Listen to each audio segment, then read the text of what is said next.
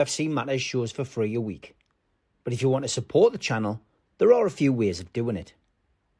Hit the like button on each live broadcast or video. This helps the channel grow. Hit the subscribe button and select the all notifications option. Hit the thanks button to buy a super sticker. You can do this on the live chat too. You can also join our Patreon page or buy us a coffee at the link in all of our video descriptions below. We are also looking for sponsors. If you want our latest advertising rates and how you can get involved, then email John at nufcmatters1892@gmail.com. Thanks for watching.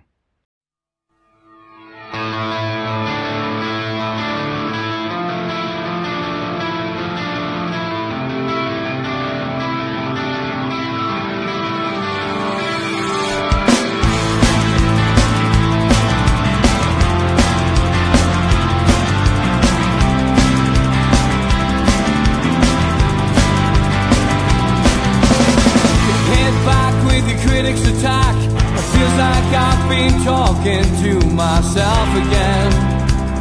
But it's the only way you're ever gonna learn. You look back and it's all in the past. I'm dwelling on the thoughts I cannot say to you.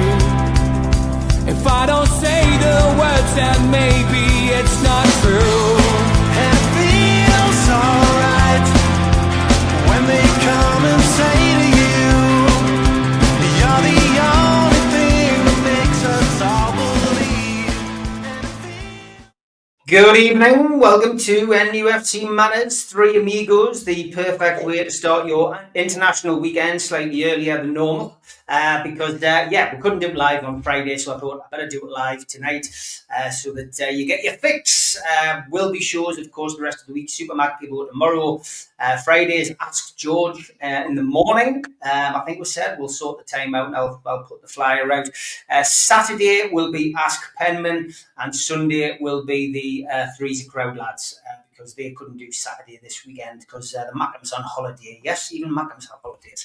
But there we go. Transfer window is shut and well and truly bolted shut.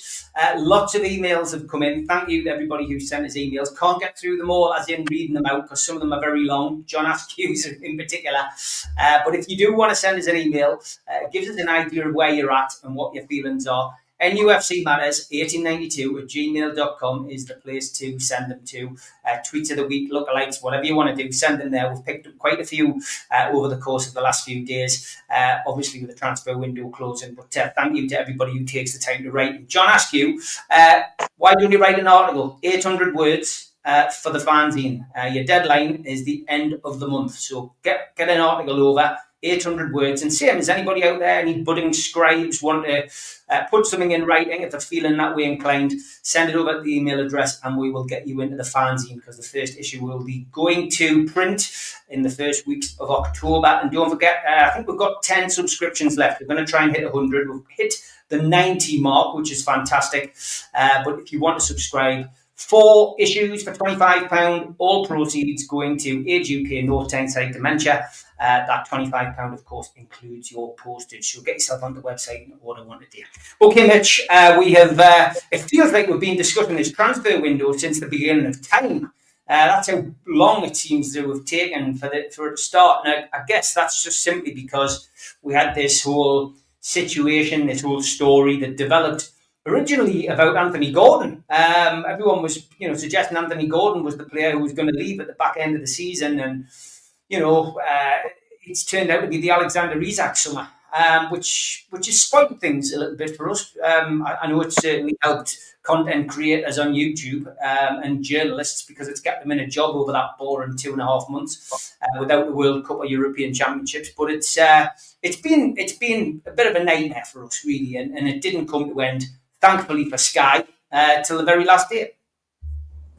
Yeah, and I've not really said much about it since openly, simply because I wanted to take in the broad church, and it's a very broad church of opinion on where we're at within the fan base, and it's interesting to see the massively diverse opinions and feelings within the fan base on the back of it. One thing it does feel like to me, it's like coming out of a toxic relationship. You're just kind of glad it's to be out of it and to have a resolution and to not have the sword of Damocles hanging over your head every day and to not be tiptoeing on eggshells every day waiting for the next saga and the next epic or the next argument or the next fallout.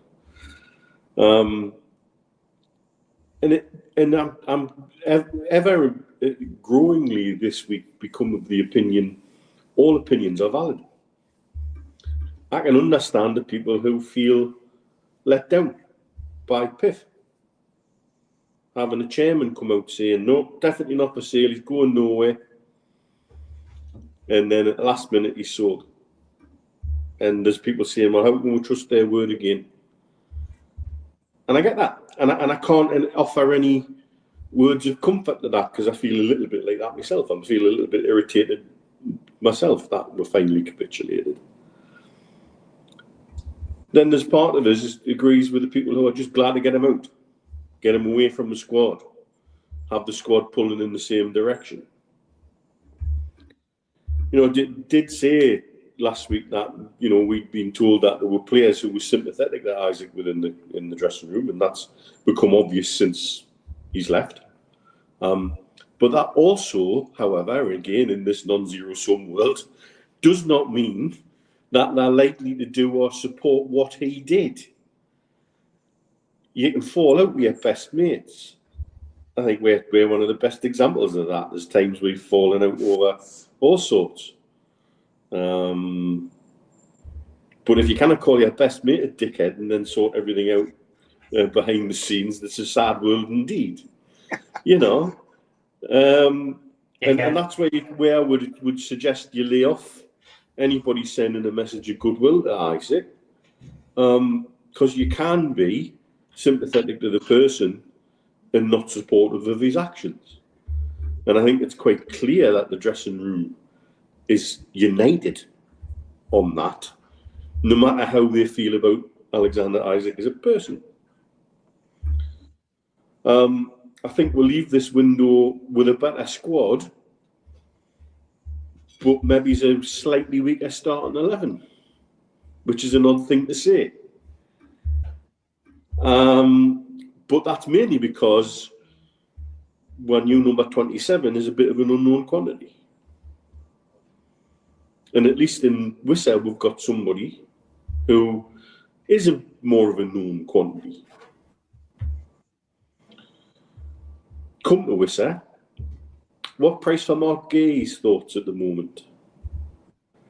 You've got two players who've agitated and sort of worked their move by not necessarily the most positive way.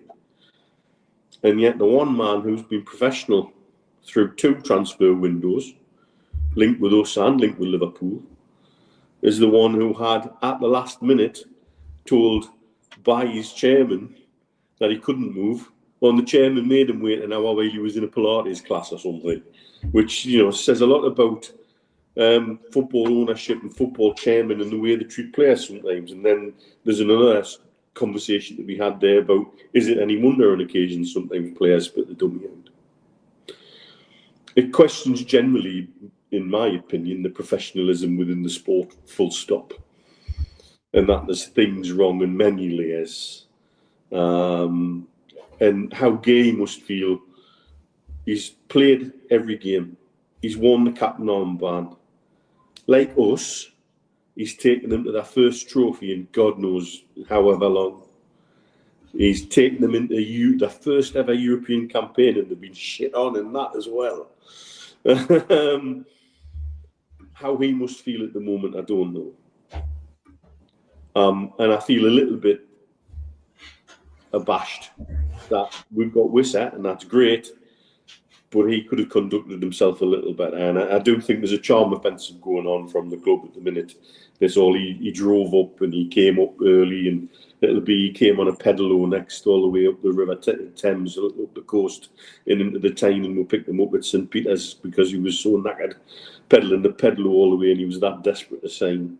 But I think we've got to move on, and I have to say, the difference subsequently in both how we have presented Wisser as our signing and give him an opportunity to thank Brentford and speak to the Brentford fans. And I think that was done with a degree of humility and a degree of honesty. Contrast that to a 37-word statement that says we've just sold Alexander Isaac, and the way Liverpool have announced him and the way they've wheeled him out. Although the video at times did look like some sort of hostage video. He's all right. He just needs a bit of a meal at the Toby Carvery. But there was definitely no humility in his words. And I love the fact that Neil Farrington ran his leaving statement on Instagram through an AI filter and showed that 94% of it was AI written. And yes, I know a lot of that will be done by agents and by other people, and it's done for ease and convenience sake these days. But very much like Gordon and Botman, maybe read the room. Maybe think about what you do before you churn something out that's generic and not fully thought through. So it's kind of over for now, although we're having to deal with it, E-Reds and they're dancing and they're clutching at pearls and the rewriting of history, and Jamie Carragher's plucky underdog article today, which just beggars belief. It's a long time since Liverpool have been anybody's plucky underdogs. Probably go back to the times of Albert bloody Stubbins going there before the last time they were anybody's bloody underdogs. Bullshit, Jamie Carragher. Don't ping on me back and tell us it's raining.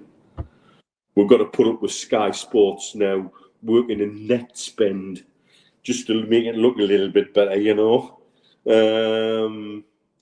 It was different when Chelsea was spending £500 million and they were trying to call Chelsea out. It's funny how the narratives changed. American money good, it would appear now Russian money bad and Middle East money bad.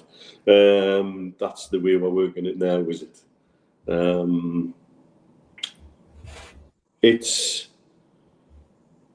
the other Ollie Holt's another one that's worth talking about today. He's written an article today. Bearing in mind, this is the man who's been basically saying any pound that PIF spend in Newcastle United since the takeover is sports washing. It's sports washing. It's blatant sports washing. Today, he questions PIF's lack of ambition. I've never read that. Pardon? I beg your pardon. What a classic. So it's sports washing when we're not threatening anybody, but the minute we're threatening that cartel 6 and we start to try and mix it with the big boys, and let's make it no bones about this. This transfer window, we've tried the first time to properly mix it with people who are big spenders. And yes, it hasn't worked out how we would like it to, for a number of different reasons. But you know what? We've learned some valuable lessons. And when we come back again to do it the next time, maybe those lessons learned will be put to effect. But what Ollie Holt cannot say anymore now then is it's sports washing. It's one or the other, Ollie. Make your mind up here, Alice Bandit twit. Really unbelievable to see all this dancing around the narrative, because they want to keep this narrative that the money that Liverpool are spending is somehow not obscene and not outrageous. They're fighting back against the oil cartels and the money men from the Middle East, and it's plucky little Liverpool against the world. Is it? Oh, fuck off. You've been caught with your hands in a cookie jar. That's why you had to bid for Isaac when you had to bid for it, because otherwise I think you were getting hit with big charges and you know it. And I say a pattern to how we've made a lot of these things when you haven't succeeded. Lowball, insult and bid, and then come back right at the last minute with something more acceptable. after you've unsettled the player. Really poor. But what do you expect? What did you make of the? I'm going to ask you, Mitch, because listen, we know a lot of the journalists from our involvement in fan organisations over the years. We've met all of the people who work the local beat. What have you made of the accusations levelled towards certain journalists? And I can name them; it's out there. Luke Edwards and Craig Hope, about them running the club's narrative. There was an interesting exchange, which is still ongoing at the moment. I mean, do you think some journalists are? How can they be both running the club's narrative when at times they were posting contradictory statements within minutes of each other? Exactly. They have their sources. Look, we all do. Come clean. I've got to know Craig quite well, and he's a lovely guy, and I like Craig a lot, and I think he's straightforward. He protects his sources very, very well. I've never known him throw anybody under the bus. Mm-hmm.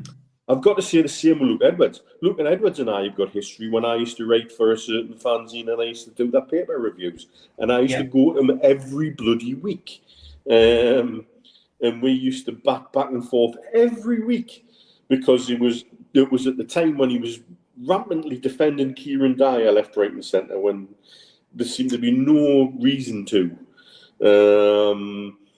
And so, I've got a bit of history with Luke, but at the same time, he could dance rings around so many of the modern journalists. Well, he's a professional. He's old school. He's old school, and he's got good sources too, but patently different sources to Craig. I think certainly Luke's was running more of a Newcastle United type of narrative, but that's because he was obviously hearing some of the things that I was as well from within the PIF side of things, that they were adamant that they didn't want to sell Alexander Isaac. Mm-hmm. And he can only report what he's hearing. He certainly cannot make it up. And anybody accusing those two journalists of running Newcastle United's narrative, how many curated media people have Liverpool had singing their song and are now doing so much more even now with Carragher's plucky little underdog. Ian Ladyman's written God knows how much guff in the last bloody 2 weeks. No, sorry, I'll not have it. That's unfair. And that's before we get to those who were patently leaking stuff out on behalf of Liverpool and on behalf of Isaac's people and making money on the back of it. And I'm not naming those names. You know what I'm talking about. Yeah. And so I think that's unfair on Craig and particularly unfair on Luke. Luke sometimes... Well, Luke and Craig, both of them, are not frightened to tell you what they think. Yeah. Even if they know that's not what you're going to like, because that's not their job. They're not there to be liked. They're there to report how they see the facts as they're given. And I think there's a lot more might come out over the next few weeks about it, because I think there's enough of the younger style of clickbaity journalist who are now sort of trying to bloody teabag dance them, and they'll get them back one way or the other because they're proper professionals and they know how to do it, and they've been doing it longer than some of them that bloody had pubes. Yeah. Okay. Me and you could talk all night, Mitch, to be honest about that. What I will say about... By the way, yes. Question in the comments, it's a Columbia 125 years centenary shirt. It's very nice. It's very nice, and if you spilt Malverno off on it, it would just add to the actual design. I've had some Malverno today, chaps, and I'm sober, so I've done well. I've been to see Jaws, everybody, at the big screen, the pictures. Thoroughly enjoyed it. First time I've ever seen it at the pictures. It was fantastic. I've seen it about 100 times, but been to see it today, fantastic. And shout out to Dave and Richard. It was good to go and see it with you two guys as well.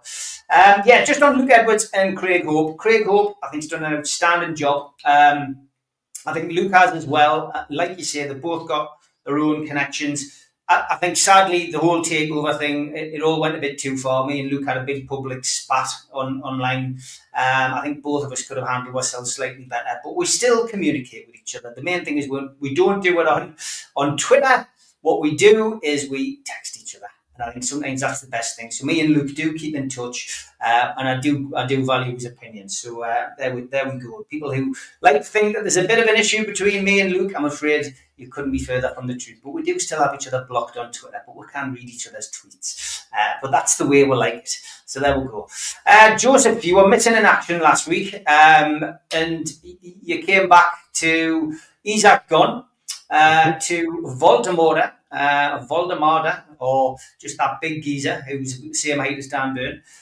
Wissa, who was probably we've gone through the same scenario with him as we have with Isaac, but the other way around.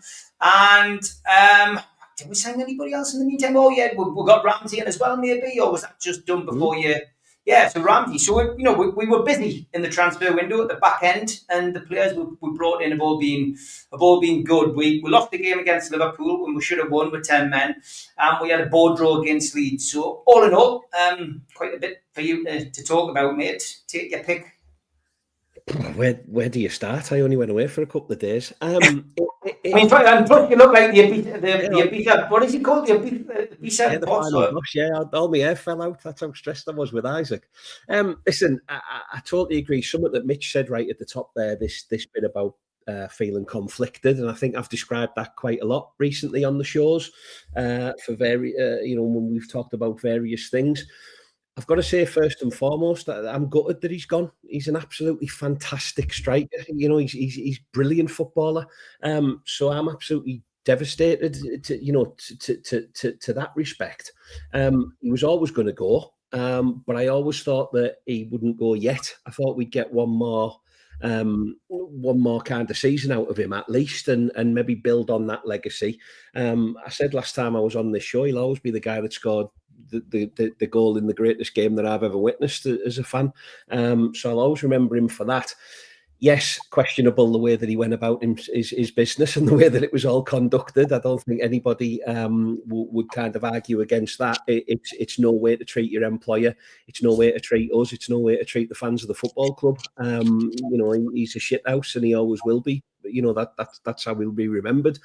But he's a fantastic centre forward. So, it's happened. He went. We thought it would, and whether it was transfer deadline day or the beginning of the window, he got what he wanted. He stamped his feet and he got his move. So, see you later. I don't really subscribe to the abuse that Sven Botman and Anthony Gordon got. If some of my mates leave work, they go with my best wishes, whether we want them to or not.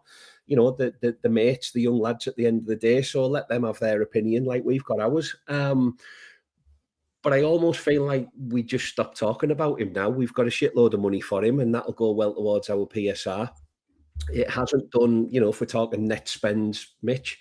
It's done our kind of, our transfer window well. It's balanced the book slightly. Johan is proven at this level. He scores goals. He hasn't been afraid to pick that number 9 shirt up and say, "Pass it here, I'll have it." Walter Maida could have had it and he didn't. So I'm slightly excited from what I've seen of Jacob Ramsey. He looks like a very, very good, intelligent footballer. I hope he's not injured. I hope we see him again against Wolves.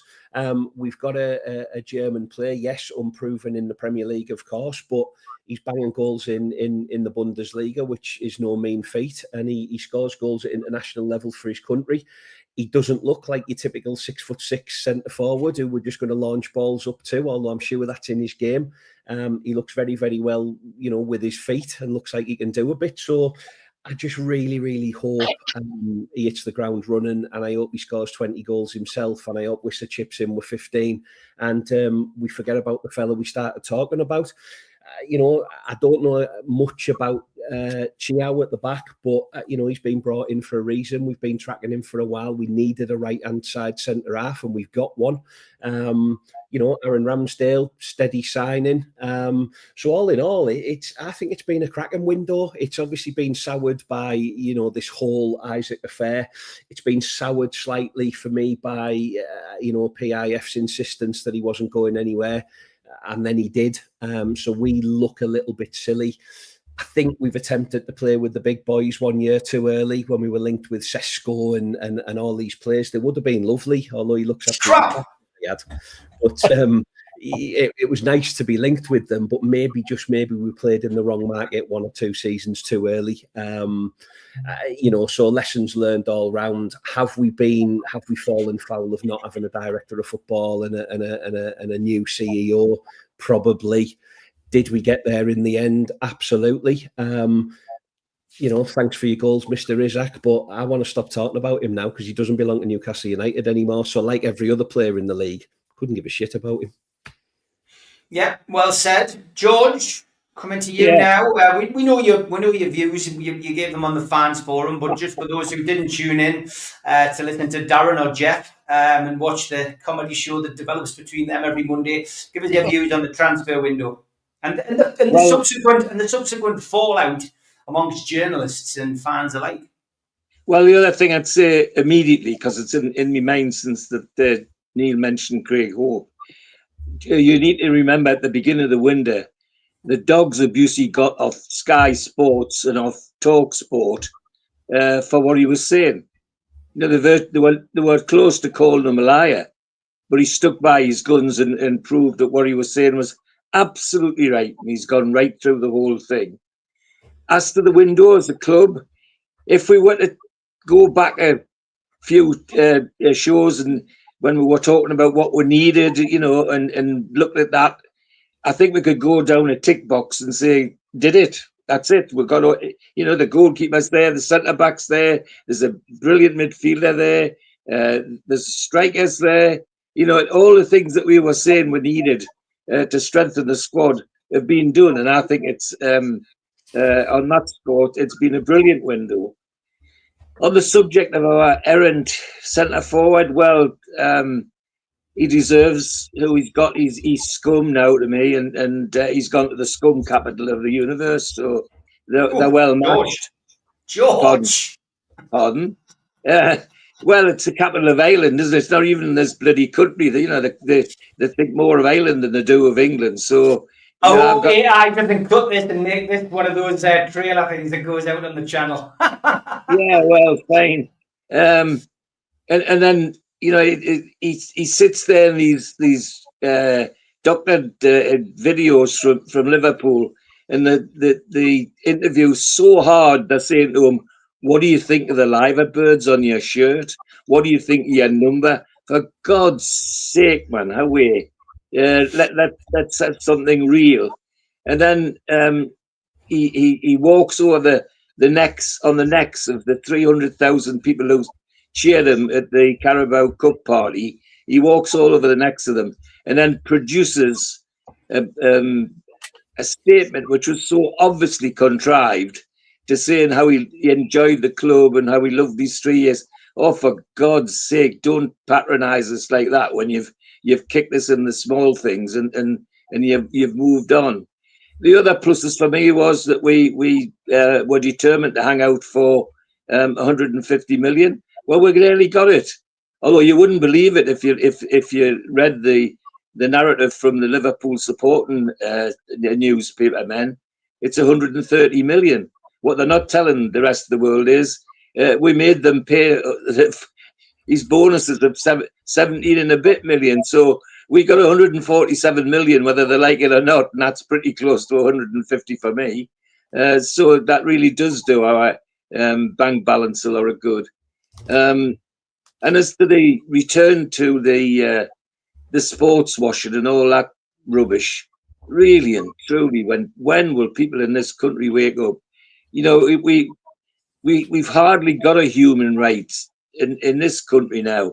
When I sit and watch my news on television and watch an old lady, 93, being dragged by her feet by 2 huge policemen because she's got a banner saying that she supports Palestine, then, where's the human rights in that? So please don't talk to me about sports washing and all the human rights stuff.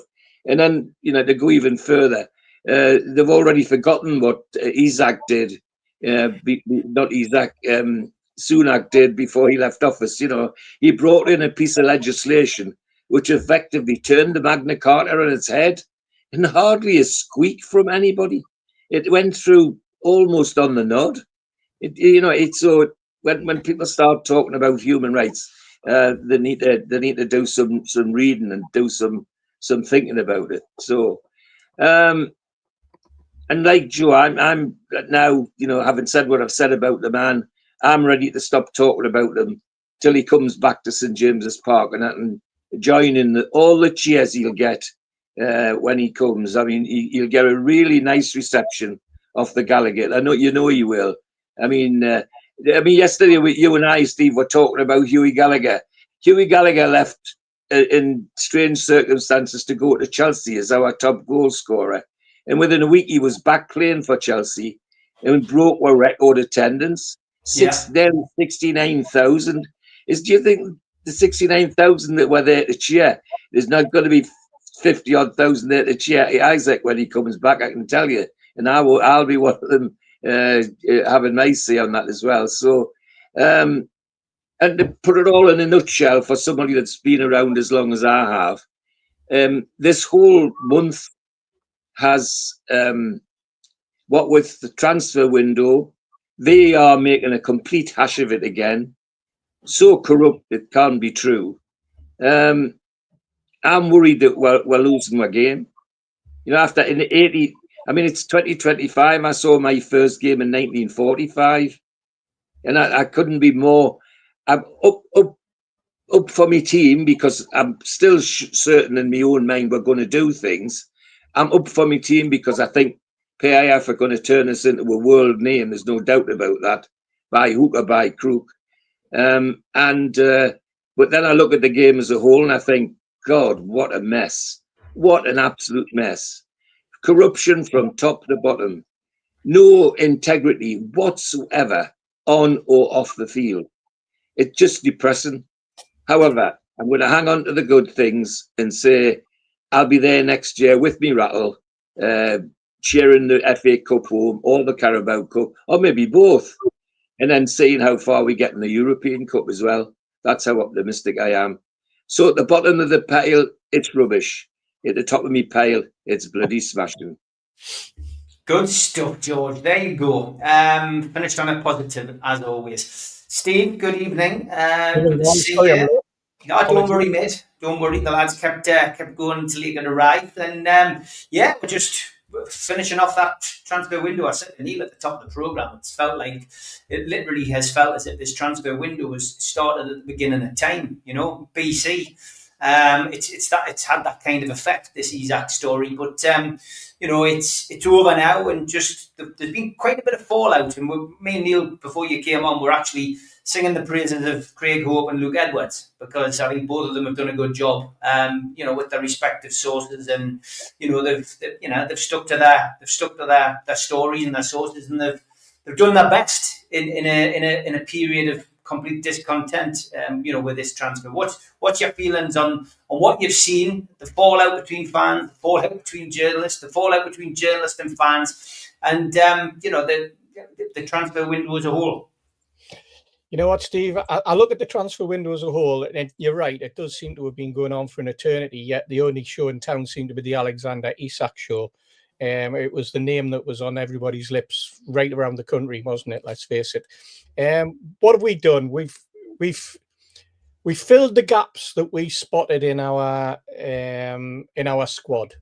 We've certainly done that. We've brought in a defender. We said we needed a new central defender. We've brought in an attacking midfielder. We've lost what I would call a defensive midfielder, so we haven't exactly replaced like for like. We bought a right winger. We've bought a number 10 that we haven't had, because I do say that Valdemar is more number 10 than a number 9. He may be playing off a striker in Wissa, which probably means a change of formation. So I suppose all in all, our squad, and obviously we've had a Langer on the right. We've always been, despite the form of various players on that side, in particular Jacob Murphy, we've all been saying that we needed strengthening on the right, and we've done that. So you would look at it and think, you know what, a stronger squad. Whether it's a better equipped squad, I'm not too sure. And that's mainly because we've lost a 27-goal striker and we've lost Callum Wilson as a backup.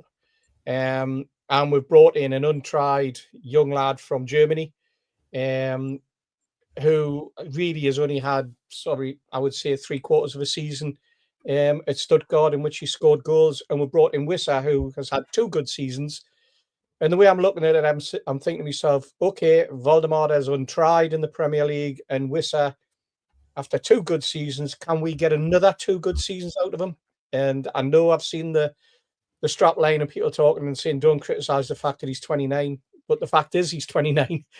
So, we're looking for a striker who can carry on the form that he's shown in the last 2 seasons in a Newcastle United team that's probably, I would say, going through a bit of a transition.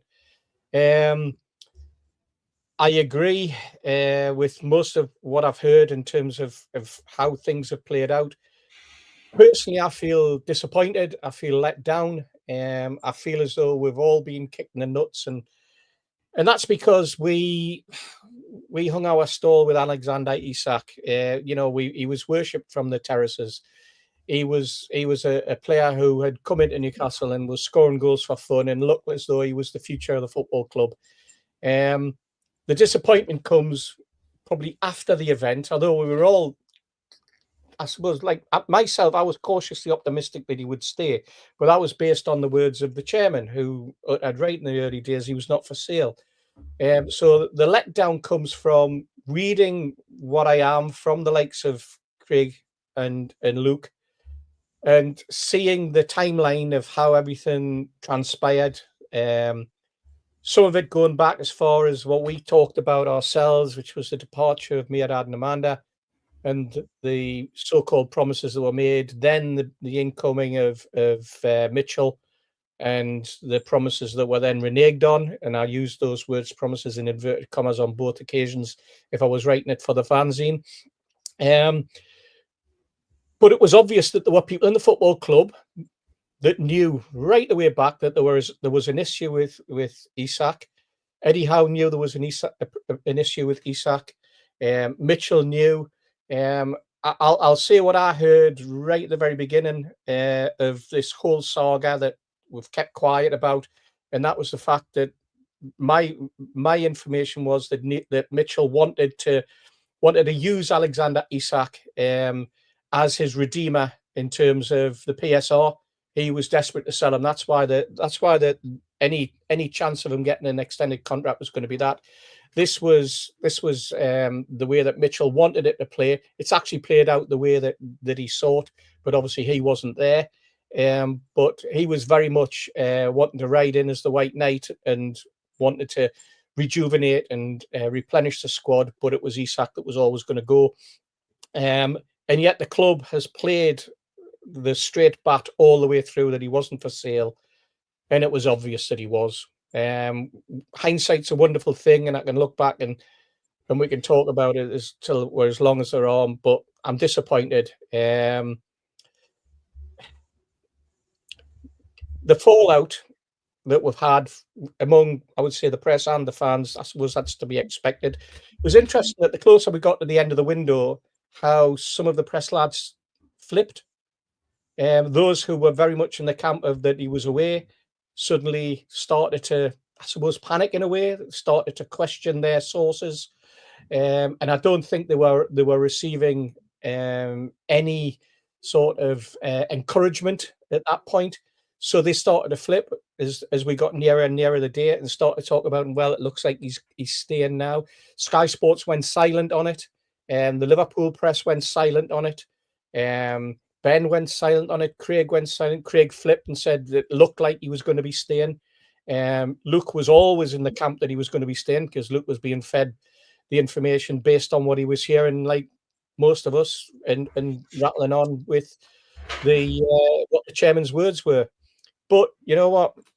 I think they also got the jitters when there was the visit to Ponteland, and when the chairman made a visit. And I think when a chairman turns up at a Premier League footballer's house, a Premier League footballer who's gone on strike, a Premier League footballer who's refused to play for the football club, but a chairman flies in from in America where he was and turns up at that player's house, is greeted by the player, and stays for whatever it was, 20 minutes, half an hour, maybe slightly longer.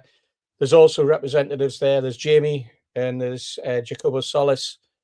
And at that point, I think, walking away from it, I think the press lads thought, you know what, they'll have laid the law down. And it was pretty apparent that they'd basically sanctioned the fact that, yeah, okay, we're not going to budge this lad. We're going to have to let him go. And then they started, having already attempted to get their targets, Sesko being one of them, Pedro being another, the lad from Ipswich being the third, and so it went on and so it went on as we watched the list. And then they started to dig and realised that, you know what, we've got 6 days left. We've got to have to get somebody. And they went out and they picked up off the list, let's try Valdemar. Possibly played over the odds as well. And I definitely think we paid over the odds for Wissa. But once that visit was made, I think some of the press were very much in the camp that he was staying, and then they started to pivot back. What can we say about Isak? I always felt he was a cold fish. He was a very, very confident lad, but he was very cold. You talk to some of the press lads and you listen to others that you're perhaps not so close with, and you hear them all say that in interviews he was cold. He wasn't the sort of person that you could have a laugh and a joke about. He was very matter of fact. You had to squeeze an answer out of him. That could be down to self-confidence in one respect, but it also could be the fact that it's perhaps a little bit of contempt that he has within himself for other people, because he could be selfish, and it could be, you know, that selfish streak that says nobody's going to shift me from where I want to do or what I want to do. I think he had a very, very small circle of friends. We didn't. You may have a friendship in a dressing room, but I can't recall like it was in the days of Gutierrez and such, like when all the Spanish lads were out there having meals. I can't recall seeing, you know, anyone from Sweden joining them at IKEA and having meatballs or anything like that. None of this sort of mixing with the squad seemed to take place. You know, when we did see Joe Linton out, when we did see Bruno out and various other players joining them at restaurants around the place, we didn't ever see Alexander Isak mixing with them. Again, that could be just a personality thing.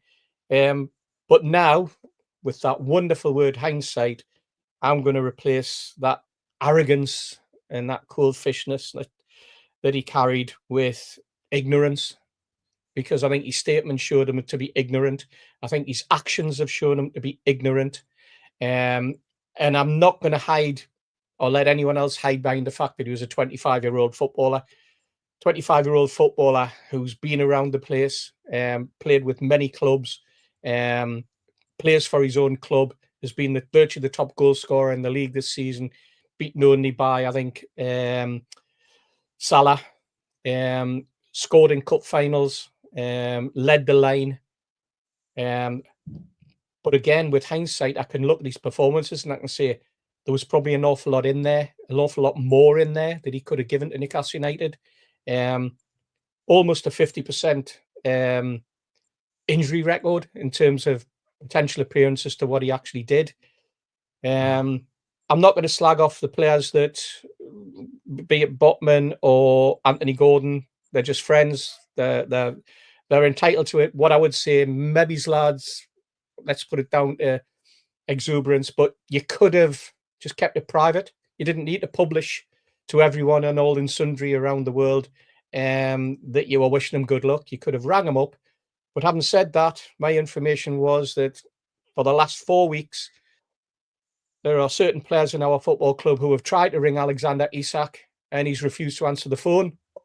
People are talking about the anger that was mulling inside the dressing room among certain senior players. People have made a guess at who it might be. I know who it was. I'm not going to say it on the show. I'm going to leave it because I think it's probably time to put the whole thing to bed. But we know who we wouldn't answer the phone to. some of you lads in front on the screen here know who he wouldn't answer the phone to, and some of you lads know who it was that said, leave it to me, I'll sort it. But we're talking about a guy who would not pick up the phone to teammates throughout the whole of this. That tells you an awful lot about the personality of the man. So, okay, 2 players have come out and wished them the best. All that we'll now do is we'll move on. I'll get behind Wissa. I'll hope that he does come good. I hope that Valdemar is the untried player who shocks the Premier League this season and really, really turns it on.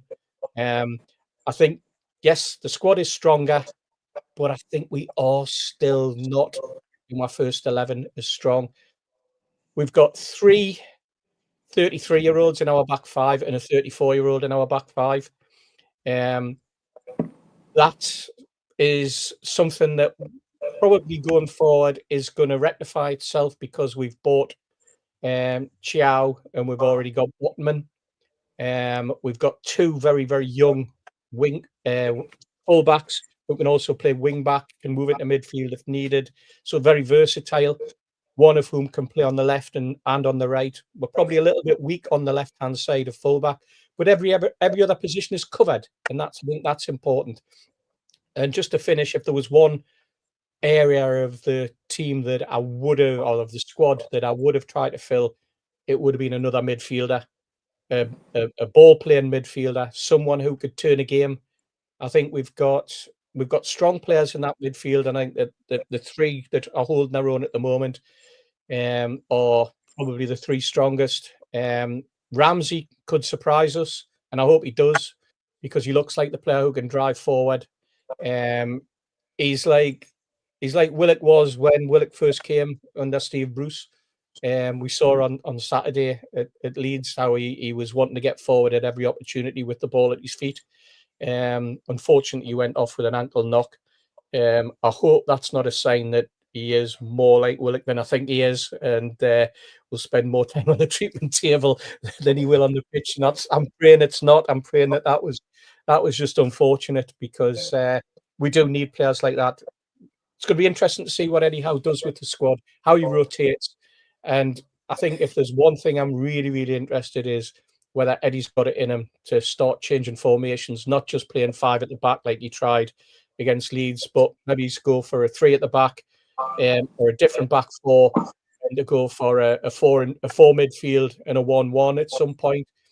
Just wondering how that'll fit in with the fast wingers he's got in Anthony Gordon, Barnes, Elanga, and Murphy, because there's 4 players that, speed to burn.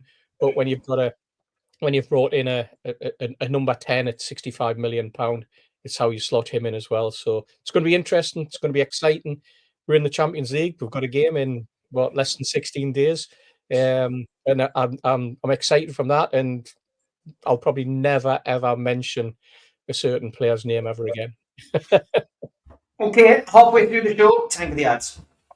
A big thanks to all our sponsors, Skips and Bins. You can find them at their website, skipsandbins.com. Contact them at www.skipsandbins.com/contact. Say hello to low-cost waste disposal with pay-as-you-go and contract waste management. A big thanks to Mr. Vicky's Sauces, handmade in Cumbria. You can find them at their website, mrvickys.co.uk. Email info@mrvickys.co.uk or telephone 01768 210 102. Thanks to our fanzine sponsor, United Group Travel. There are no strangers on our tours, just friends you haven't met yet. 2 crew driver and courier, local family company, 3-star plus quality hotels and no interchanges. Hot and cold snacks and drinks available on the coach, all excursions included. Their website, unitedgrouptravel.com. Email beverly.ugtl@gmail.com. Telephone 01670 632 460 or 0791 666 4174. Just £30 per person deposit. Thanks to Media Arts for all the help with the technical side of things. And if you like listening to us as a podcast, you can go to Sports Social Podcast Network or to iTunes, Spotify, or other podcast providers. If you want to support the show, then hit the subscribe button. It's free. We do 7 shows a week. hit the little thumb up under the video, which is the like button, or click share to share to your social media. You can also join the channel on YouTube by hitting the join button for as little as $1.99 a month. If you want to become an NUFC Matters member, you can go to nufcmatterspodcast.co.uk.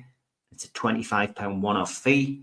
You get your pen, you get your badge, a key ring, you get your beer mat and your fridge magnet and your membership card, nufcmatterspodcast.co.uk for that.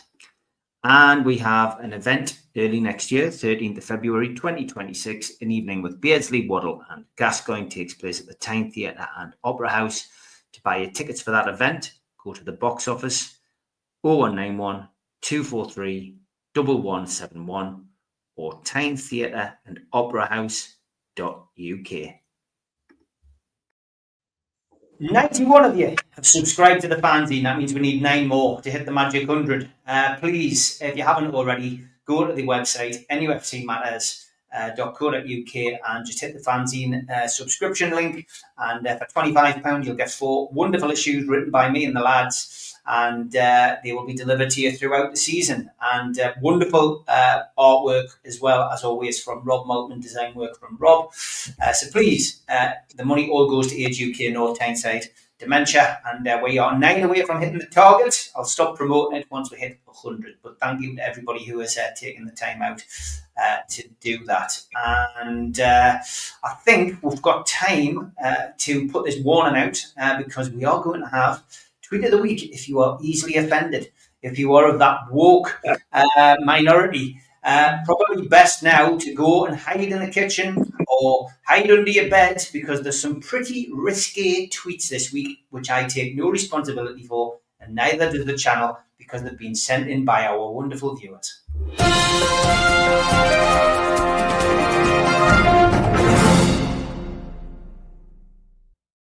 You're all sneaky little buggers. You're trying to get lookalikes in. I had one from the Evening Chronicle, believe it or not. Can you tell me which American president is working at Nexus?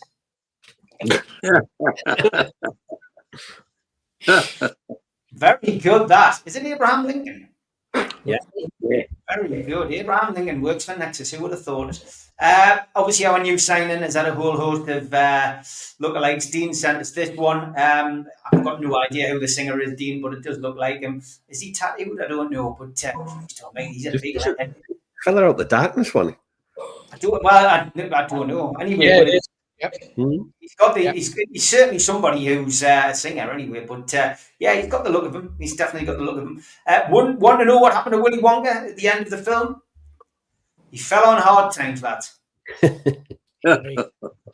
Yeah, seems to be enjoying himself with all that money he made from the chocolate anyway. One of these as well. Thank you for this one, Elon Tusk. Very good. Very good, yeah. They're original, these people who use AI in their bedroom, aren't they? Certainly are. And we've had a Stu Penman lookalike. If it'll work, there we go. Thank you, Sean, for that. I've got to say that Stu wasn't impressed with that. He didn't think it looked like him. And he's had a few run-ins with Scousers over the course of the last couple of months. 100% Mark sent us this one as well. Johan Wisser and the late Michael Kenneth Williams from The Wire. Bit of look of him, yeah. No dogs this week, Steve, you'd be pleased to know. Well, I've had a few jokes sent in, some cracking jokes as well. I went into the butcher's and said, I'd like an asteroid pie. He said, what's an asteroid pie? I said, it's like the one you sold me yesterday, just a little meteor.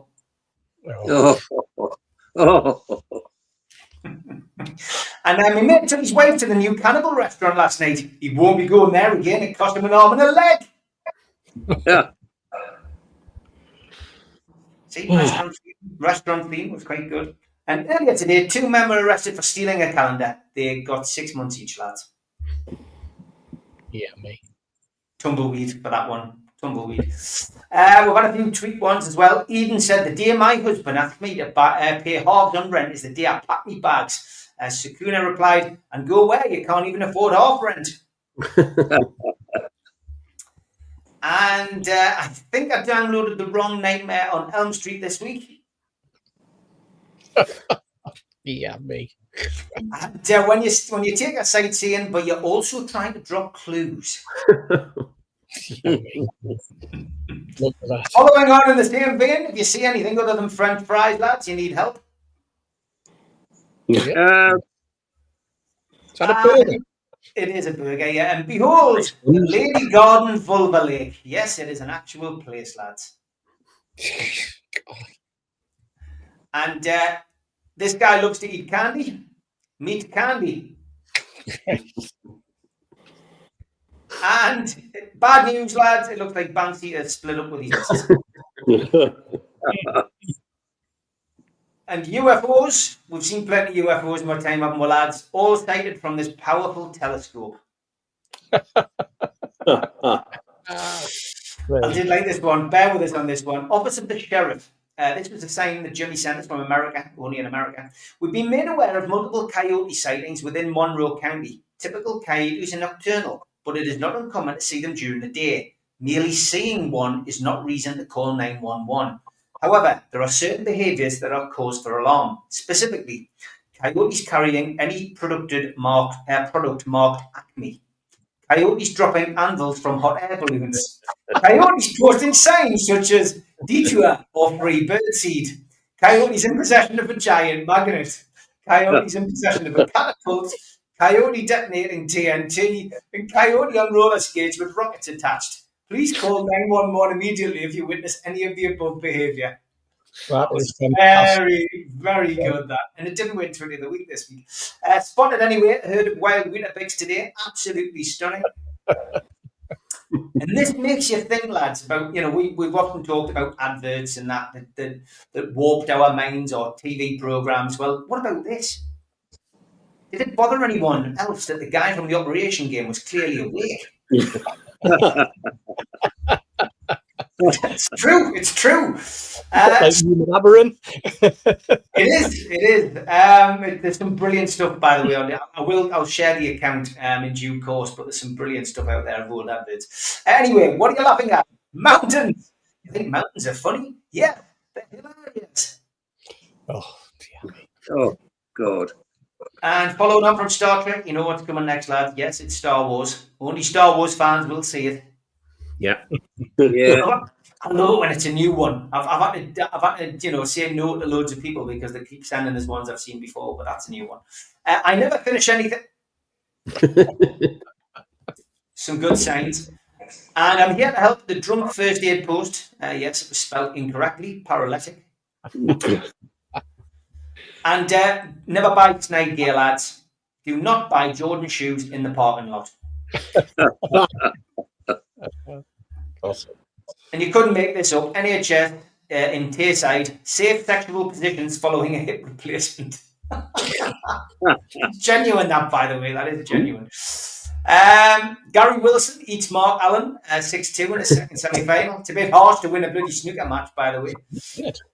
And here's your taste of this week. Vinyl record enthusiast. Reduce the space taken up by music collection and improve its sound quality by upgrading to modern compact discs. Steve Crouch, Peterborough. Advice. Good advice. And wouldn't it be nice to go to the pub with the Beach Boys, lads? Round, round, get around, I'll get around.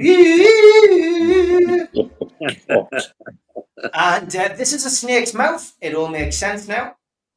Yeah.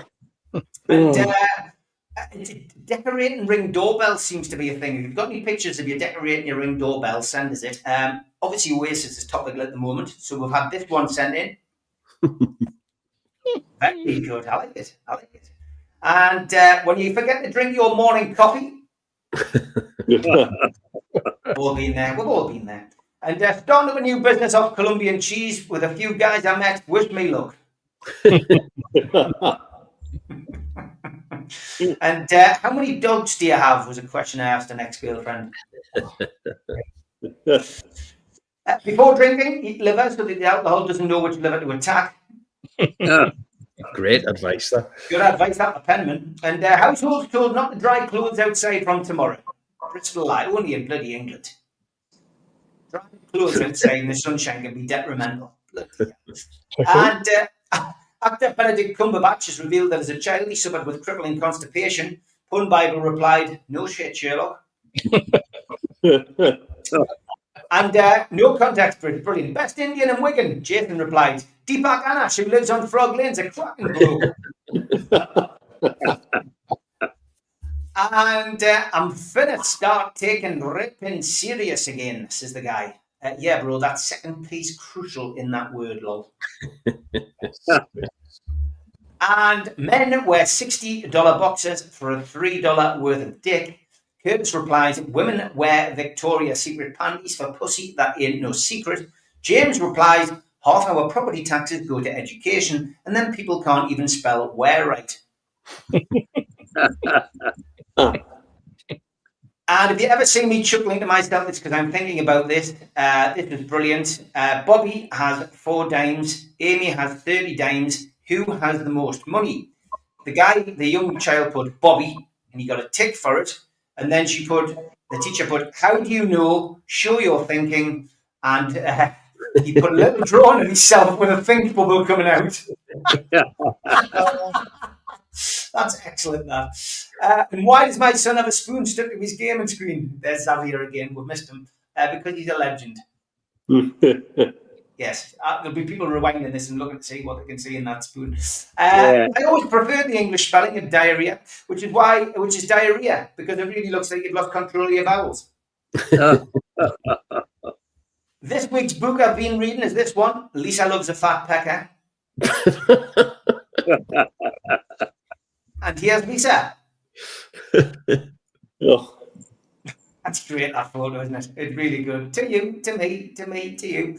But it does look like an extraordinarily large appendage on her arm. It's actually her arm covered in hair.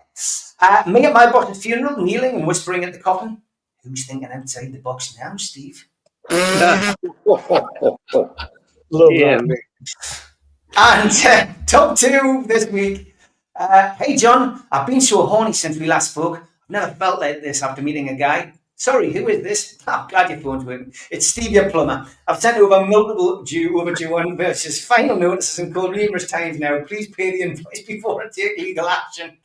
We've had one similar to that, I'm sure, but I still have to read that out. The winner this week is this one. Scott Valley, brilliant. Traumatised me as a 12-year-old finding this in the field, glancing through it, my horror. My Aunt Olga from Stanley, spread eagle like the 5 of diamonds. She was ginger. That's a copy of Fiesta. I think we all found one of them. We all found one of them in a bush once. If you have got a tweet and you want to send it to us, then please use our email address. I'm sure you've all had a chuckle along at them. nufcmatterspodcast@gmail.com. And don't forget, I hold no responsibility for any of those. It's all from our wonderful viewers.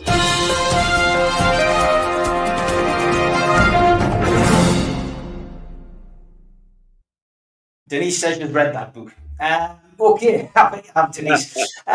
Okay, I'm going to continue for the last half hour on the transfer window because it is closed and we haven't got time to speak about it until January. So, Asula, Mitch, was an interesting one. Nearly left for 30 million. Now, I mean, you guys will have heard me, criticise him this week. I thought he was awful at the weekend, and I think I told you how bad he was in the WhatsApp group.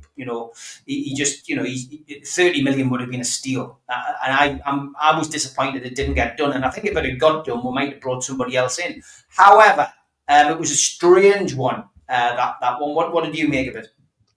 Well, that talked about it on the professionals as well. His runs weren't clever enough.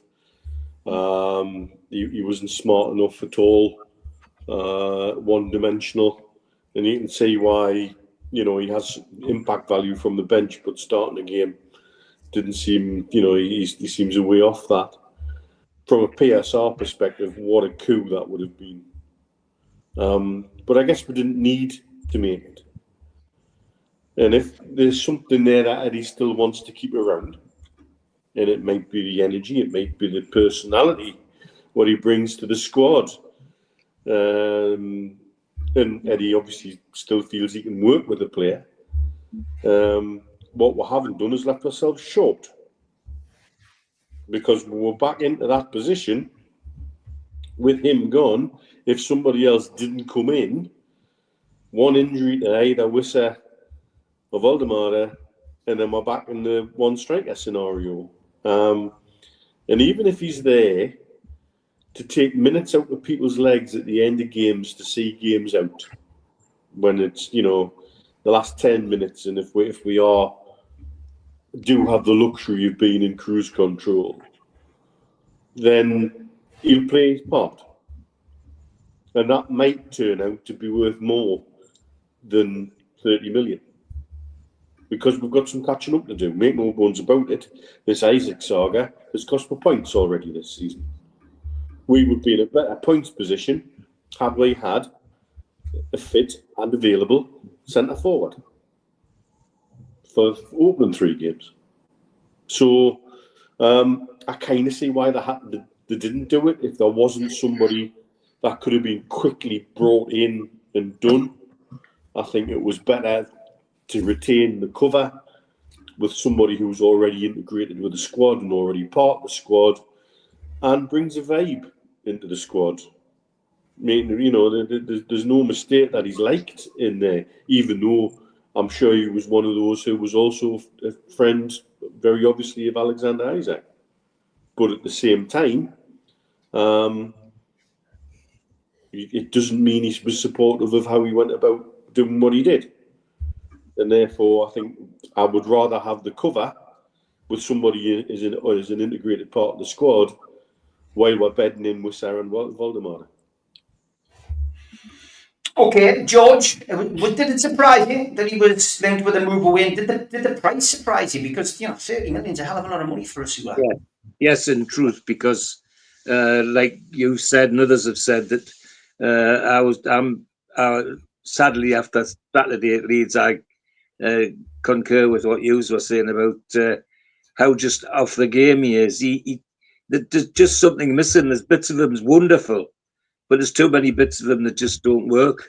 No anticipation, no sense of being in the right place at the right time. I mean, one of the arts of most big goal scorers is that they sensed where they needed to be to get the ball before it goes into the back of the net. He doesn't seem to have that. And yet other bits of him, some of the goals he scored, the headers particularly, have been absolutely fantastic. And he has had 1 or 2 blazing shots. But overall, over 90 minutes, it just wasn't enough to say he was a Premiership player. But on the other hand, I agree exactly with Neil. The fact he's there, he could be against continental teams and a nice frightener to go on for the last 15 minutes, just to run wild like he can with his pace and his stupid step overs and all that sort of thing, and his ability in the air to hold a position while the others are having a rest or are holding a game and that sort of thing. So that he's not gone isn't a disaster. I was struggling with the what Aston Villa bit in trying to read what some of the so-called experts on the internet were saying, that the Villa thing didn't go through because the money that we paid them for Ramsey and they were going to pay for us, for Osula, 30 million, would have been seen as a swap, and it wouldn't have counted in the same way as other transfers would have done. And I just didn't understand all of that. But nevertheless, he didn't go. He didn't go, and it's not all bad. As Neil says, he fills a slot and could do a job in certain circumstances. So yeah. Villa are subject, like Chelsea this season. It's UEFA cost controls for Europe to satisfy the UEFA stuff. Correct. And it was them who would have deemed it some sort of swap, and it would have been less advantageous to Villa to then put that through. That said, when you look at what Chelsea are doing this window, they've shifted one player to Strasbourg for 33 days, then brought him back, and he's now on loan at Swansea. How the fuck does that work? Yeah. Amongst other things. And they're just doing stuff in plain sight now. They're not even bothering trying to hide it. But yeah, that was the problem with the transfer for Villa. It wasn't about Premier League PSR, it was UEFA's cost control. That fastened onto it, Neil. That's good. Thank you. And as to the price, well, yes, the price was a surprise. I mean, 30 million would have been an absolute steal for us. It would have been brilliant business, that. I mean, if somebody had said 13, never mind 30, I might have took it, to be perfectly honest. But it isn't a disaster, and you never know. He might just come up trumps in one of these European matches when he comes on as an impact substitution. So, I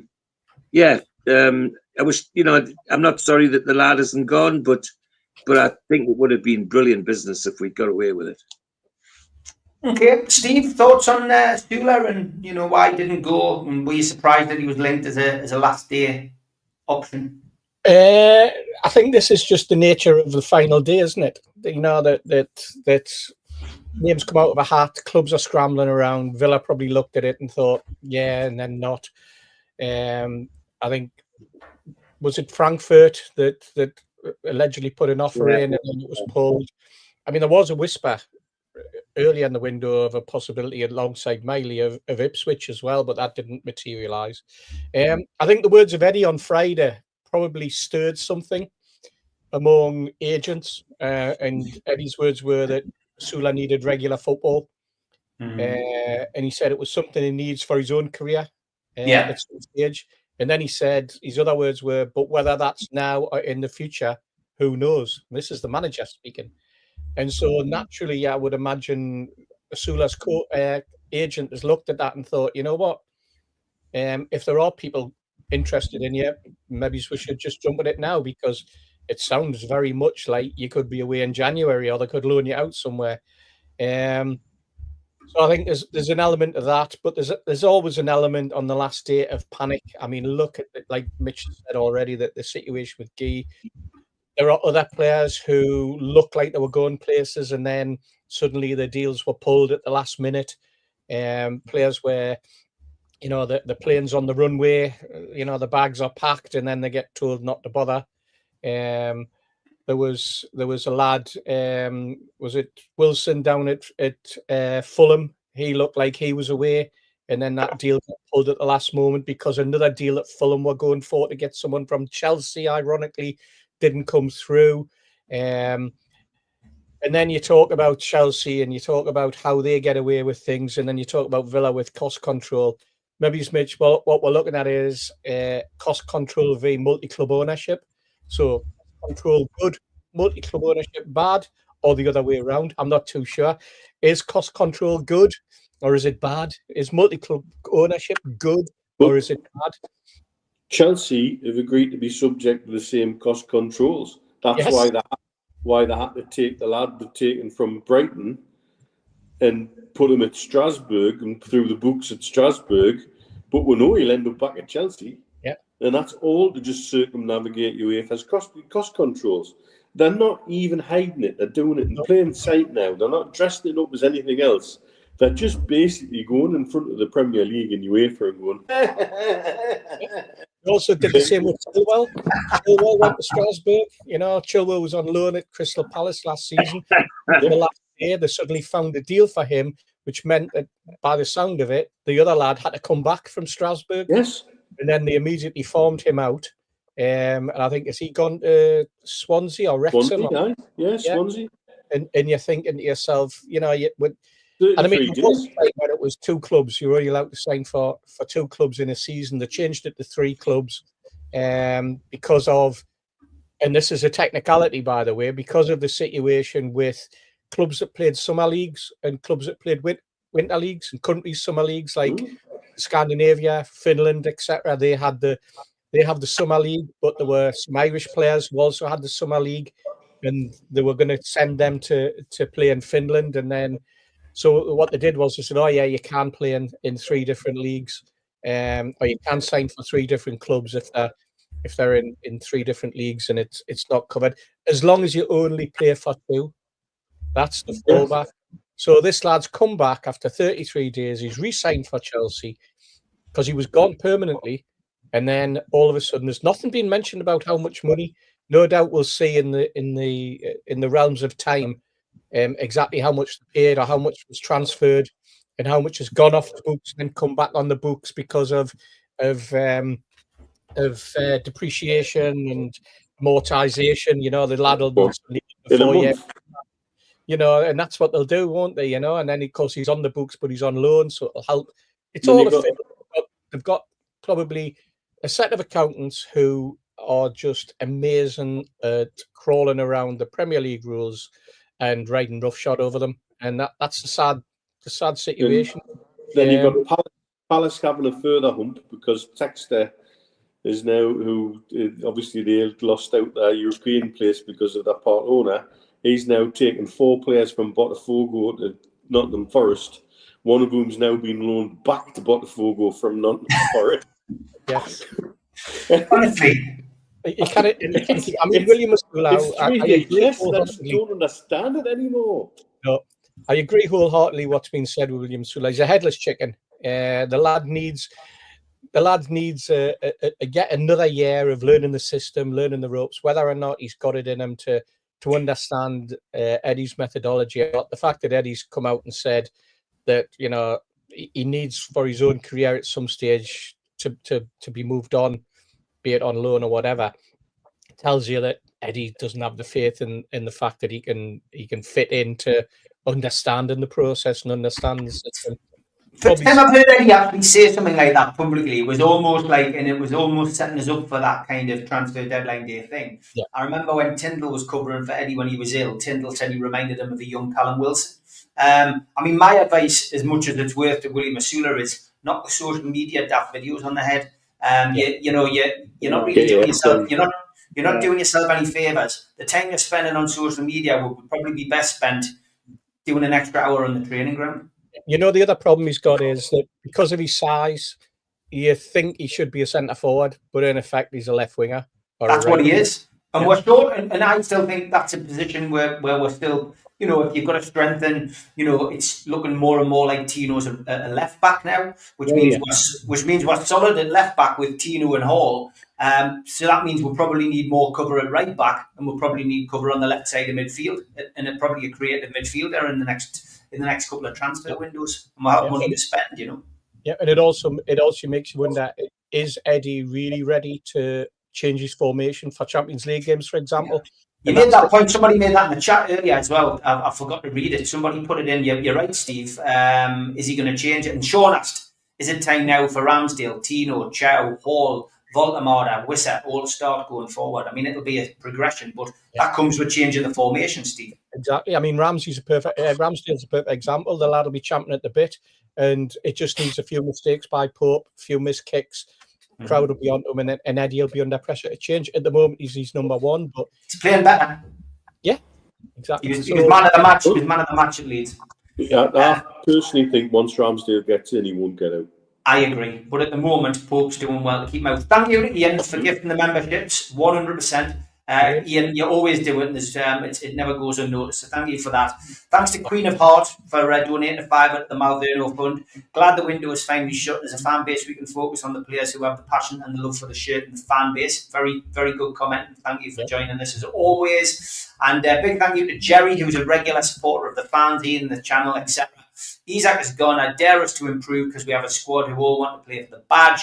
Looking to get back to supporting the new additions. Who dares wins? How are the lads? Great show, lads. Thank you to you for making the donation. And Rob, we answered your question earlier on the strip. So Ian McKenna has asked us what our marks out of 10 are. So I will come to that, Ian, as well. Just want to get Joe's views on the Usula thing first. And then Joe, once you finish that, give us your marks out of 10 for the window.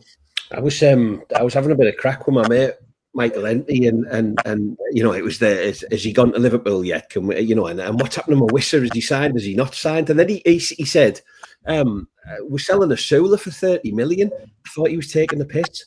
And then I happened to text a certain Mr. Hasty, and I just put, surely not.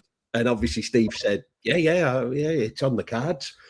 And again, I was a bit like, where the hell has that come from? It was just one of those that was so left field. And if you'd have said to me there's potentially another outgoing. I'd have thought, is Lewis Miley going to go? Is there somebody else that potentially will be leaving the football club? I never thought in a million years it'd be William Asula, and I mean that with a sort of respect. But Yeah. I haven't seen a great deal of anything from him. I don't know what his position is. I'm not sure he knows what his position is.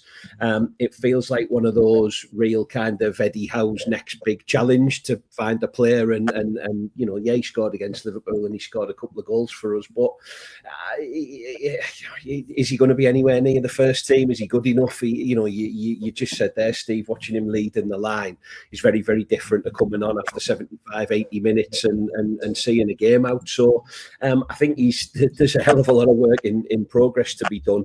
In terms of the squad, it's probably better that he did stay, or it's probably better that we've got an other third striker, because it's all right saying we've got two strikers, but most of the top squads, if you're really serious about pushing on again to qualify for the Champions League, if you're thinking about doing well in that competition and hopefully winning the League Cup and or the FA Cup again, you're probably going to need more than two strikers as well. And is Anthony Gordon a centre forward? Is Alanga cutting it yet? Is Harvey Barnes the answer? What type of Murphy's going to... we don't have forwards.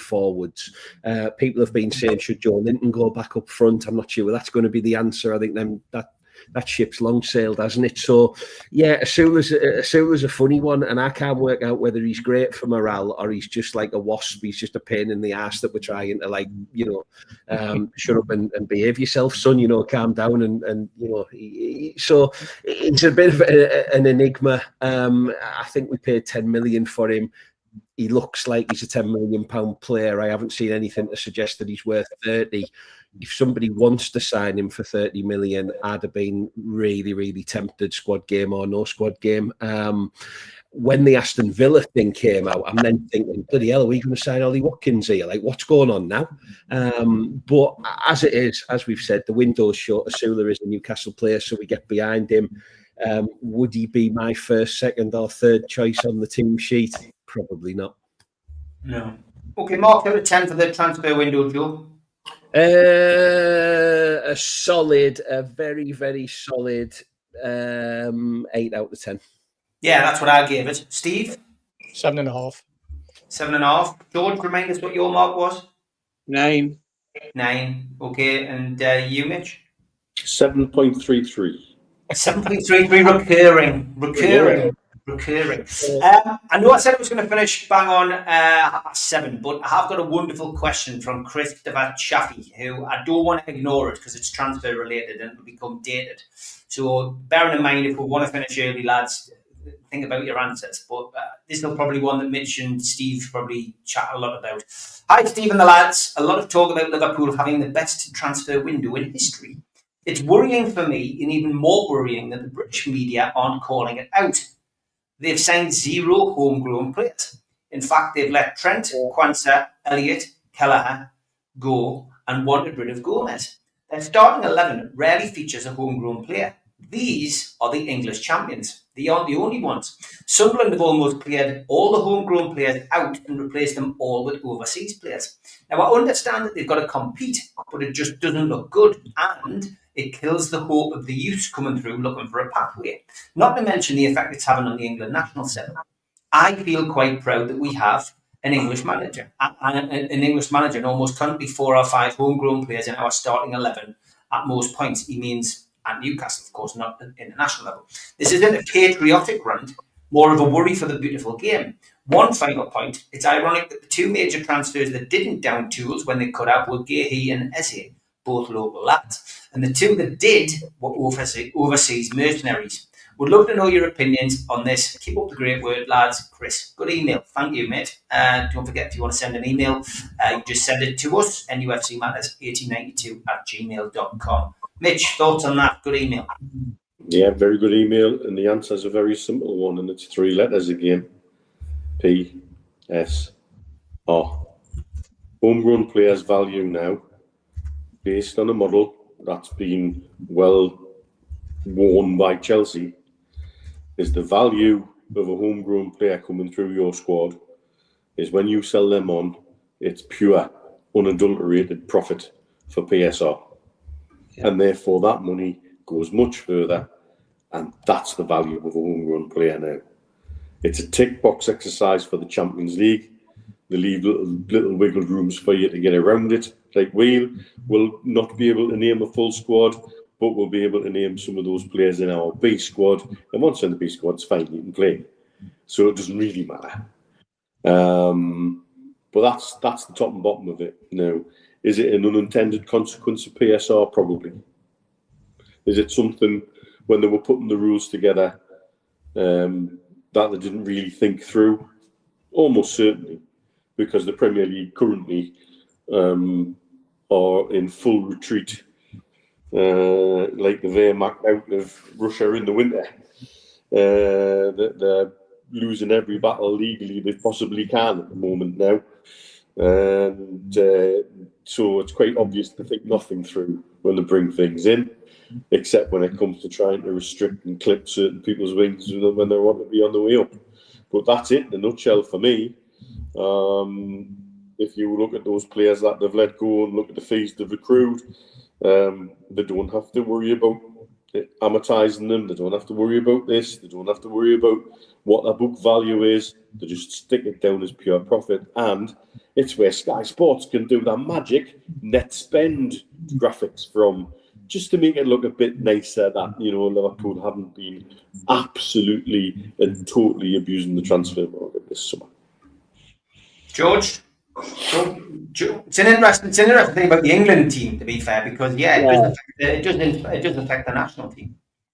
Well, of course it does, and we're talking about the national champions as well. So it's a double-barreled thing.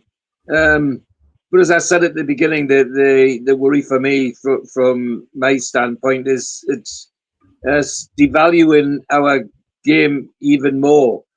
We've already been mourning that the almost trickle of local players going into clubs now, even our club. At one time I could have, well, not even a long time ago, 20 years ago, I could have gone to all the schools in Wallsend and found a team that would have challenged probably our under-18s at St James's Park. Those schools now, I'd be struggling to tell you ones that have even got a bloody football team. Never mind a team that could go to St James's Park. And this just takes it further.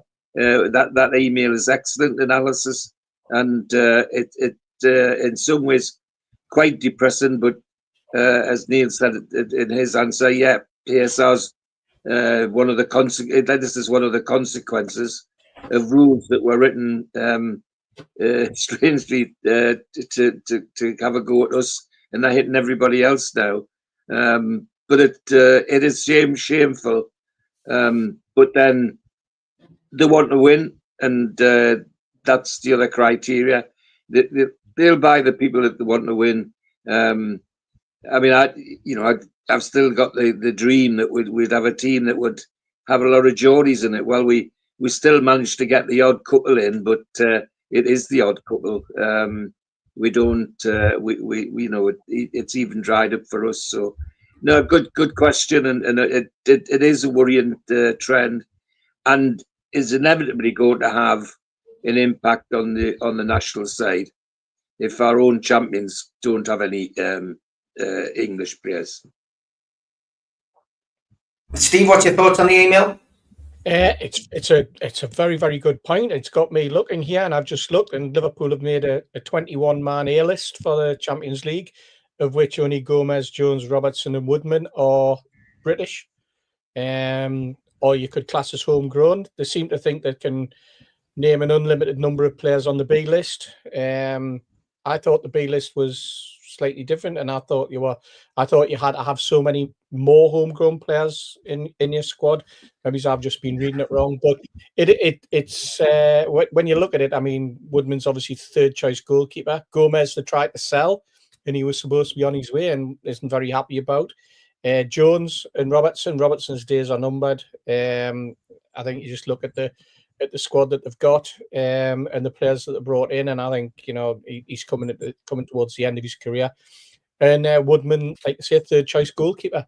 But is this the way that football's going? Yes. Is this foreign managers? The Sunderland one's an amazing turnaround in players, in numbers.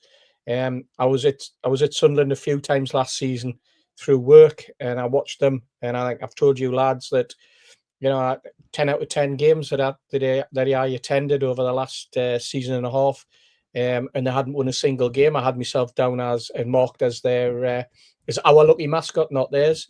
But what I did notice was that squad that they had would have probably gone down with record numbers. They have strengthened. They've done an amazing turnaround of business. But you look at it, rather like Liverpool, and you think, how are all these players going to fit in? How long is it going to take them? And I think Liverpool have shown over the first few games of the season that they're not exactly firing on all cylinders. Sunderland, I think that's a difficult one for them as well, because as the season goes on, and you also have the situation at Sunderland where you've got players that they've brought in who thought they were going to be first team choices, and suddenly aren't even making the bench. That's the turnover that they've had, and they've got rid of the likes of Roberts and people like that off their list that were homegrown. Certainly not their own homegrown, but were classed as homegrown players. So it's one of those things, isn't it? What do you do for the best? And I think we've got a really, really good blend, and I think we're lucky that we have that. And we have quite a lot of English players, and I think it's showing that how many of them are making the England squad as well. So if you're English and you're looking forward to the World Cup, you'll be doing so because you'll be looking to hope to see some Newcastle players in that squad come next June. And if you're a Liverpool player or a Liverpool fan, you're going to be all over the TV channels, aren't you? Looking for your players because they're scattered to the four winds. It also means that you look at their squad and you think what you're going to be like next season, what you're going to be like when you come back after yet another long, arduous season followed by a World Cup season. You know what? I don't really care. Okay, Joe. Last but by no means least, homegrown players. It's always a bone of contention, and it does mean that the England manager's job gets harder and harder when there's no one coming through. I'm going to sound like a tittle tattle, but every time it's my turn to speak, one of the panel sends me expletives on my phone. I've just started to report that. That's Neil, that is. I'm saying now.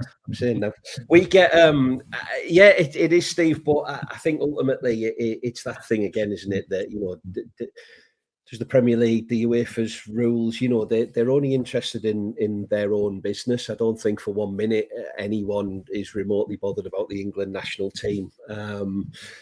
This thing about homegrown players, used to mean something. It used to be really important. We prided ourselves on having, remember that adage where we wanted 11 Geordies in the team, and that's what we were going to do, and now it doesn't seem to be that important. So from the England manager's point of view, I think, we'll be all right for another couple of years. We've got a decent enough pool to fish in, but maybe in 5 years' time, if we're going to replace all of the young English talent with cheaper, foreign imports, where are they going to get the football from, and what does that mean when we put them in an England shirt and expect them to perform? I just don't think people care anymore. Liverpool certainly don't. They weren't queuing up to sign English footballers. Has it been the best transfer window? Well, yeah, if we were allowed to spend 415 million, I'm sure we'd have had a great transfer window as well. So, for me, Isaac's thighs are made of chocolate. Etikite is shite. Frimpong's, worse. The German lad they've signed, he looks absolutely abysmal for £115 million. It depends what you're measuring in terms of best transfer window ever. They're allowed to spend it. They've bent the rules. They've created a world that is beneficial to them, and clubs like us can't compete, unfortunately. There's been clips of that famous Jurgen Klopp, when he was sort of saying Newcastle, Man City don't have a ceiling, they can do what they want. Well, clearly we can't, can we? Because what we weren't allowed to do this summer is spend £415 million. And I think if we were, we'd have probably give you a better run for your money this season. So it does leave a bit of taste. Let them get on with it. But I think unfortunately for the likes of Lewis Miley, for example, we saw it with Elliot Anderson. We've had to sell Sean Longstaff. I'm sure Lewis Miley will be the next one who has to go, because that's pure profit, as Neil was talking about. And it just sours it a little bit, doesn't it? Because we want to see local lads, playing for our club and representing, England in World Cup finals and stuff. I don't think it's going to happen. I think it's a fallacy now. I think whoever can spend the most amount of money on the biggest name foreigner, that's what they'll do. And Thomas Tuchel's just got to get a lump in, I'm afraid. You know what's going to be interesting, Liverpool, Steve? What's going to be interesting in Liverpool is when he's got to choose between Ekitike and Isak. Yeah. And then he's got to choose between Salah and Isak for who takes penalties. And then he's going to have the problem of who's the biggest sulk. Is it going to be Isak or Ekitike when they're left on the bench? Those are the sort of problems that you get when you go out and you buy the type of players that you've got, because they've all got egos and they all want to be number one now. And there's only room for one number one at every club.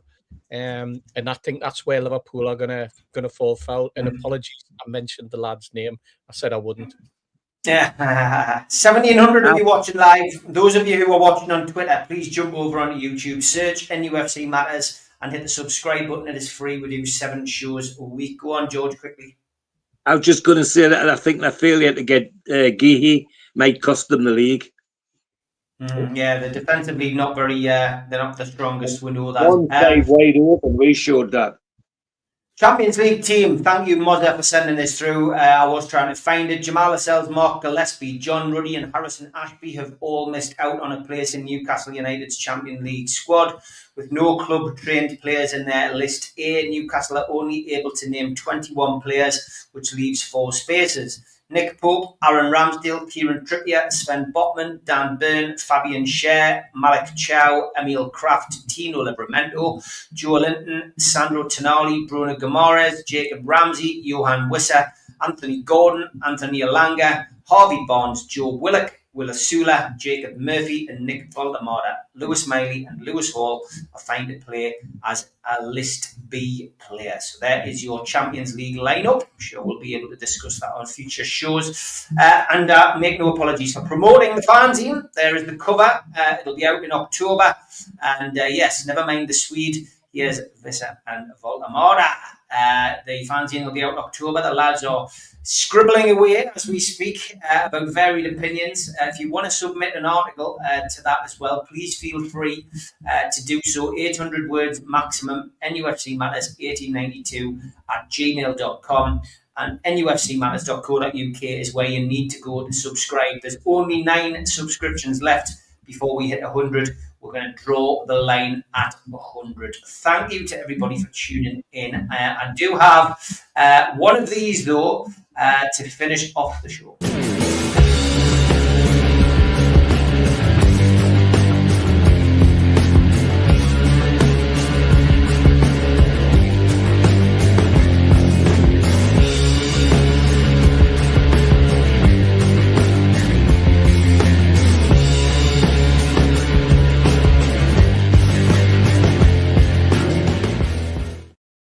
Dear Met, where we ask you to send in photographs of you meeting somebody from Newcastle United. And Adam Paco Trees, thank you for this one. You and David McCreary, hard as goat's knees, Davy Mack, legendary player, lovely fella. His son's an agent in football as well, done very, very well. But Adam, good to see you as well recently. But great photo. Thanks for sending that in, and it gave us a chance to play this.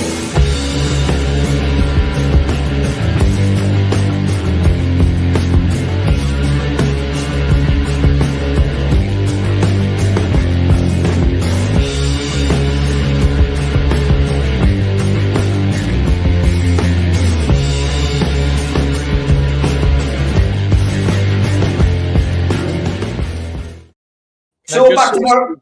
Yeah, I will be defacing the front of my fanzine copy, and I will be scribbling out the word Swede and putting in the word turnip.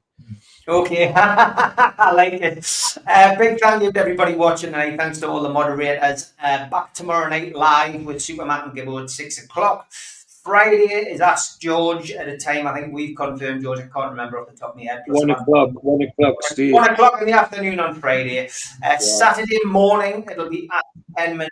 And Sunday morning, it'll be the Threes a crowd, because Neil's very busy this week and we couldn't get our calendars to match up. And I'm busy this weekend as well. So there we go. Thanks for everybody tuning in. Hope you enjoyed it. It was a very solid Amigos as always. Thanks to George, to Steve, to George, to Mitch. Thanks to you. Take care. See you all next week. Bye-bye. Everyone. Bye, everybody.